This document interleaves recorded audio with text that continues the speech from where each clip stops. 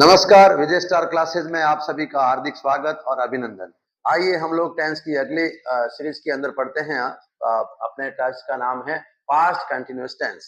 कौन सा tense? Past. इससे पहले हमने पढ़ा था सिंपल पास्ट टेंस। अब हम पढ़ रहे हैं पास्ट कंटिन्यूअस टेंस।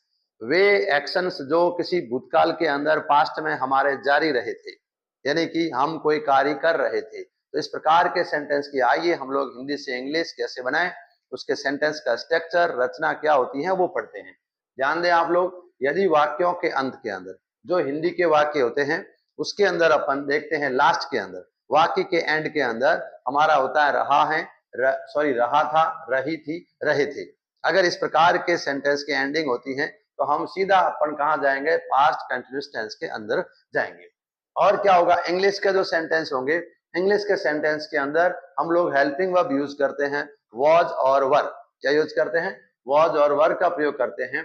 जैसे हम देखेंगे I was, he was, she was, या कोई नाम हो या सिंगुलर सब्जेक्ट हो उसके साथ में अपन वॉज का प्रयोग करेंगे। और वी, यू, दे और प्लुरल सब्जेक्ट होता है उसके साथ में हम लोग किसका प्रयोग करेंगे? वर का प्रयोग करेंगे, WERE, वर। वर का यूज करते हैं। और मैन वर्ब होगी, मैन वर्ब की फर्स्ट फॉर्म के साथ में ING का प्रयोग करेंगे, क्योंकि हम लोग कंटिन्यूअस टेंस पढ़ रहे हैं तो वर्ब के साथ में ING तो आएगा ही। कुछ यहाँ पे मैंने वर्ब नहीं लिखे हैं। At that time, at that time, ठीक है ना, इस प्रकार के, या व्हेन और व्हाइल, ये इस प्रकार के वर्ब आपको नजर आएंगे। तो भी अपन क्या करेंगे? ये इस प्रकार के वाज वर प्लस ING का यूज करेंगे। और अपन देखते हैं आगे अफर्मेटिव सेंटेंस का स्ट्रक्चर हमारे कैसे होता है। सबसे पहले हमारा सब्जेक्ट आएगा, उसके बाद में क्या आएगा? हेल्पिंग वर्ब आएगी, वाज और वर। उसके बाद में वर्ब की फर्स्ट फॉर्म के साथ ING आएगा और उसके बाद में ऑब्जेक्ट आएगा। समझ में आ रहा ना आपको? ओके। एक सेंटेंस लिखा हुआ है, वह एक गीत गा रहा था। वह एक गीत गा रहा था, बच्चे क्रिकेट खेल रहे थे, मैं अंग्रेजी पढ़ा रहा था, वह एक गीत गा रही थी। यानी इस प्रकार के रहा था, रही थी, रहे थे। हमारा टेंस कौन सा होगा? Past continuous tense. लिखा हुआ है वह हमारा सब्जेक्ट हो गया तो लिख दिया ही, है ना। वह गीत गा रहा था तो हो गया ही, वह गीत गा रही थी तो हो जाएगा सी। तो he was singing a song, he was singing a song, क्योंकि ही हमारा यहाँ पे सब्जेक्ट सिंगुलर है, हमने क्या कर दिया है? वॉज का प्रयोग। मैं मोखेरी जा रहा था, मैं कहा जा रहा था? मोखेरी। तो हमारा ऑब्जेक्ट क्या हो गया? मोखेरी। मैं हो गया आई, हमारा सब्जेक्ट, आई के साथ में वॉज। उसके बाद में जाना वर्ब हो गई, उसके पीछे लगा दिया क्या?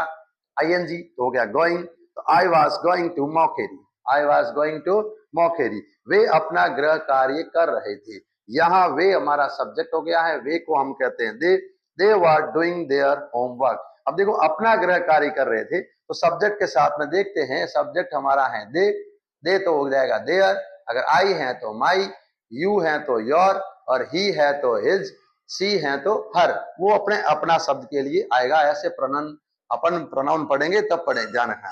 बच्चे क्रिकेट खेल रहे थे, तो यहाँ पे चिल्ड्रन वर प्लेइंग क्रिकेट। ये चिल्ड्रन हमारा हो गया है सब्जेक्ट, ये हमारे हो गई है हेल्पिंग वर्ब, और ये हो गया है आपके मैन वर्ब, और ये ऑब्जेक्ट हो गया। उसके बाद में हम लोग देखते हैं नेगेटिव सेंटेंस। कैसा सेंटेंस आया है? Negative sentence. नेगेटिव सेंटेंस में हमारा क्या आ गया है? सब्जेक्ट। सब्जेक्ट में बाद में आता है हेल्पिंग वर्ब। हेल्पिंग वर्ब क्या है यहाँ पर? Was verb. और वाज वर्ब के बाद में हम लोग लगाते हैं नॉट। आप लोगों को पहले ही बताया था कि नॉट का स्थान कैसा होता है? तीसरा। पहले सब्जेक्ट, उसके बाद में हेल्पिंग वर्ब, उसके बाद में नॉट। समझ में आया आपको? ओके। तो सब्जेक्ट, हेल्पिंग वर्ब, उसके बाद नॉट, मैन वर्ब की फर्स्ट फॉर्म, उसके बाद में ऑब्जेक्ट। महेश एक कहानी नहीं लिख रहा था। ये नहीं देखते ही हमारे दिमाग में क्या आएगा? Negative structure. तो Mahesh was not writing a story. Ram और श्याम दूध नहीं पी रहे थे। ये शब्द आ गया है नहीं, तो नहीं शब्द आया है तो इसका मतलब क्या है? ये नेगेटिव बनेगा। तो राम एंड श्याम, क्योंकि ये राम एंड श्याम क्या हो गए हैं? ये अब हो गए हैं प्लुरल सब्जेक्ट। ये दोनों तीनों शब्द मिलकर के क्या बन गए हैं? देखो, राम एंड श्याम, तीन वर्ड हो गया है। सब्जेक्ट हमारा एक वर्ड का भी हो सकता है और मोर देन वन भी हो सकता है। तो ये क्या बन गया? प्लुरल सब्जेक्ट बन गया है। Ram and Shyam were not drinking milk, दूध नहीं पी रहे थे। ये हमारा था नेगेटिव सेंटेंस। इसके बाद में आता इंटेरोगेटिव। इंटेरोगेटिव का मतलब प्रश्नवाचक वाक्य। हम लोगों ने पढ़ रखा है प्रश्नवाचक वाक्य होते हैं दो। कैसे होते हैं?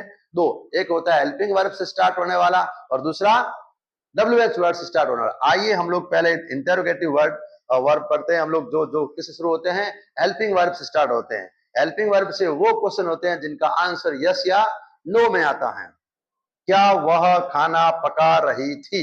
अब ये यस, अगर पका रही तो आप बोलेंगे यस, नहीं पका रही है तो आप क्या बोलेंगे, नो। तो यहाँ पे वाज शी कुकिंग फूड, है ना। Were your friends eating ice cream, क्या आपके मित्र आइसक्रीम खा रहे थे? इस प्रकार के सेंटेंस आपको ध्यान रखना है। वाज वर्ब को आगे लगाना है और एंड में क्या लगाना है, अपने प्रश्नवाचक चिन्ह। तो ध्यान देना, ध्यान रखना है क्या कि आई वाज होगा, ही वाज होगा, सी वाज होगा और कोई राम मोहन सीता गीता जो भी नाम ले वो क्या हो जाएगा, वाज होगा। यू वर होगा, वी वर होगा, दे वर होगा, कोई भी प्लूरल सब्जेक्ट आएगा, students, boys were, people were, students were, teachers were, ये सारे के सारे क्या आएंगे, वर में आएंगे। ठीक है, आपको इस प्रकार से आपको ये मैंने टेंसेस बताए हैं।